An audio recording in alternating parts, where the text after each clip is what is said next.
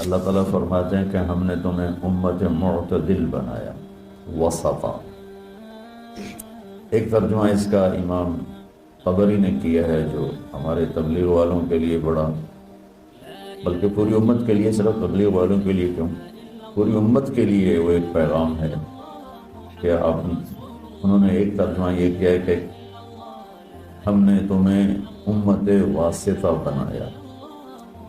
دو چیزوں کو ملانے کے لیے درمیان میں جو چیز ہوتی ہے اس کو واسطہ کہتے ہیں۔ جیسے یہ مائک میرے اور آپ کے درمیان، جو بھی آگے سن رہے ہیں، واسطہ ہے، یہ دو چیزوں کو ملا رہا ہے، مجھے اور آپ کو ملا رہا ہے آواز کو بلند کر کے۔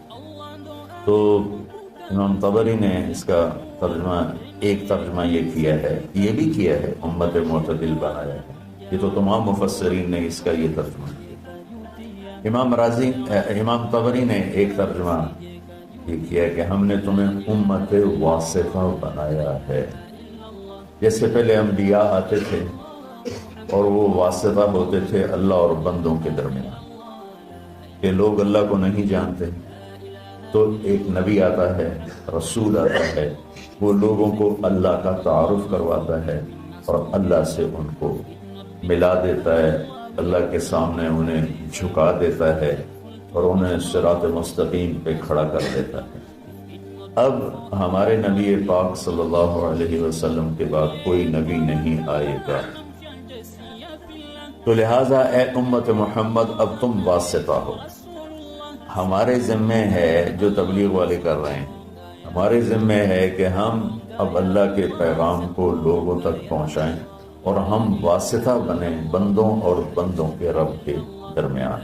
یہ بہت خوبصورت ترجمہ ہے۔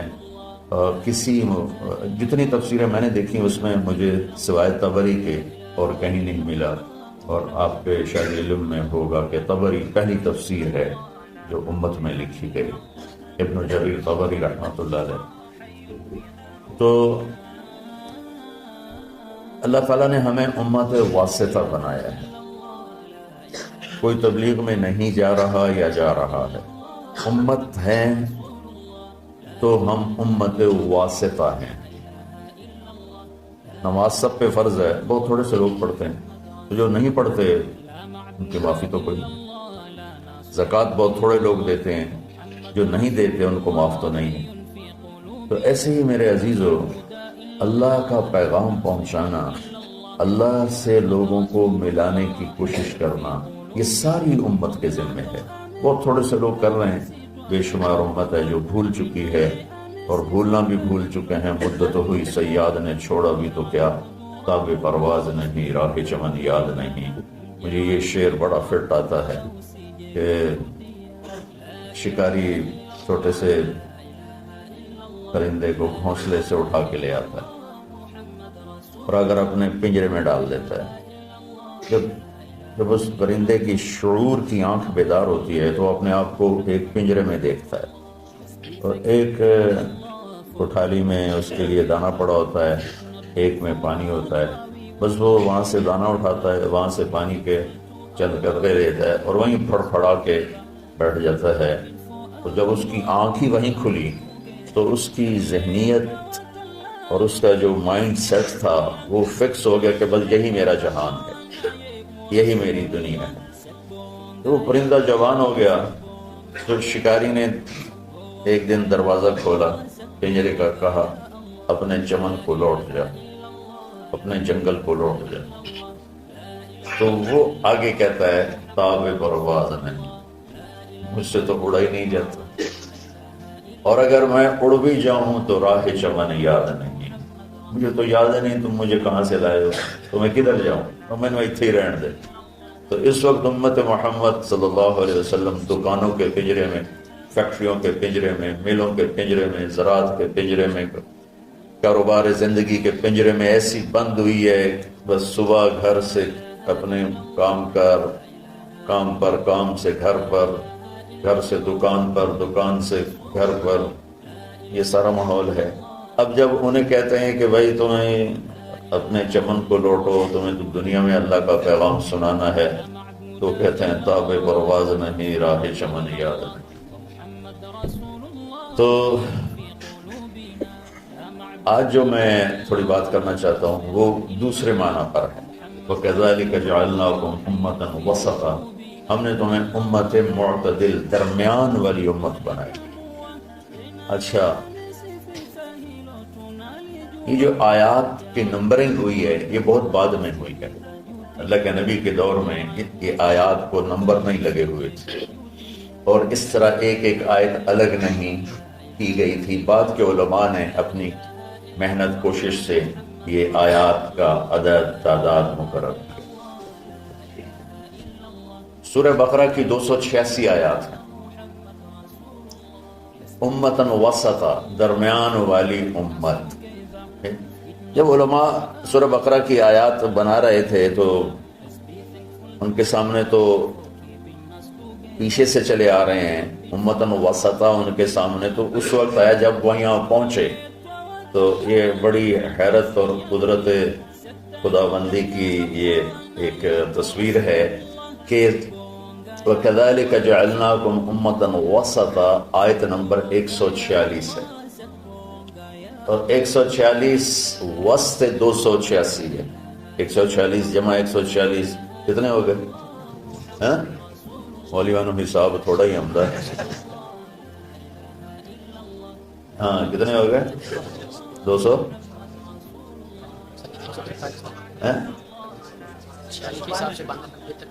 نہیں، پھر یہ آیت نمبر 143 ہے. میرا ذہن ہی سویا ہوا ہے، میں کیا آگے. یہ آیت نمبر 143 ہے، 146 نہیں 143 ہے. تو بالکل درمیان میں لفظ کے لحاظ سے، اور ادھر آیت کی تقسیم ہو رہی ہے تو کرتے کرتے کرتے جب اس آیت پر پہنچے تو یہ 143 بن رہی تھی اور آیات 286 ہیں. تو اس کا وسط بنتا ہے. اور امتاً وسطا، درمیان والی. درمیان والی امت کے پیچھے مفہوم کیا ہے؟ یہودی بہت زیادہ حرص و ہوس کا شکار ہوئے دنیا کے لیے. عیسائی رہبانیت میں ایسے دنیا ترک دنیا رہبانیت ابتدعوها ما كتبنا، اللہ تعالیٰ نے کہا مجھے خود ہی شروع کیا، میں نے تو کہا نہیں تھا. تو تھوڑا پیچھے چلے جائیں تو عیسائیوں میں نہانا بھی گناہ تھا، میلا کچیلا رہنا بزرگی تھی. بو آ رہی ہو، کپڑے گندے میلے، زبردستی اپنے اوپر اس قسم کے مجاہدے ڈالنا. تو ان کا رہبانیت ابتدعوها ما كتبنا علیہم، میں تو آپ پہ شروع کی تھی، میں نہیں کہوں کیا. جب اسپین پہ قبضہ ہوا عیسائیوں کا تو سب سے پہلے جو انہوں نے کام کیا، سارے ملک میں جتنے تھے حمام غسل خانے وہ سارے گرا دیے.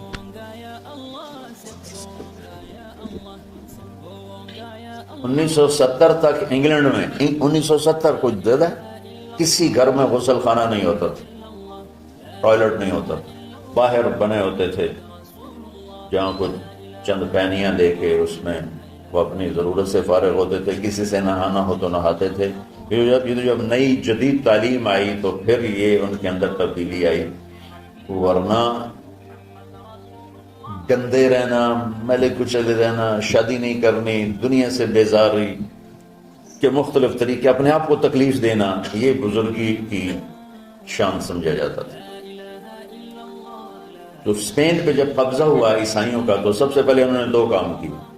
ایک سارے غسل خانے حمام توڑ دیے، اور جتنے کتب خانے تھے سارے جلا دیے. لاکھوں کتابوں کے ذخیرے تھے اسپین میں علماء کے، علامہ قرطبی جیسے، ابن عربی جیسے جہاں پیدا ہوئے ہوں، بقی ابن مخلد جیسے جہاں پیدا ہوئے ہوں. تو ان کا میں وہ قرطبہ کی جامع مسجد دیکھنے گیا تو بس میری آنکھ نہیں میرا دل رو رہا تھا، دل کے آنسو نکل رہے تھے.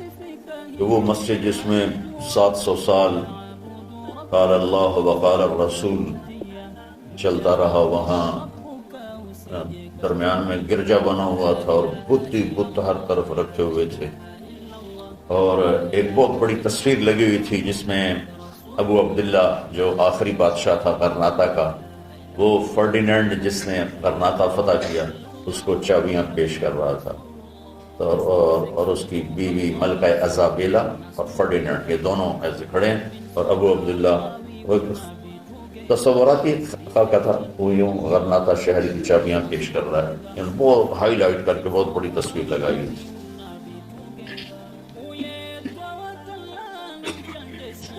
تو ایک دنیا کی ہوس میں بہت آگے چلے گئے، ایک دنیا بیزاری میں بہت آگے چلے گئے، تو اللہ نے دونوں کو ایسے رد کر کے فرمایا وَكَذَلِكَ جَعَلْنَاكُمْ أُمَّةً وَسَطًا، ہم نے تمہیں معتدل امت بنایا ہے، نہ تو دنیا میں ایسے لگو کہ دین برباد ہو جائے، نہ دین میں ایسے لگو کہ دنیا معطل ہو جائے۔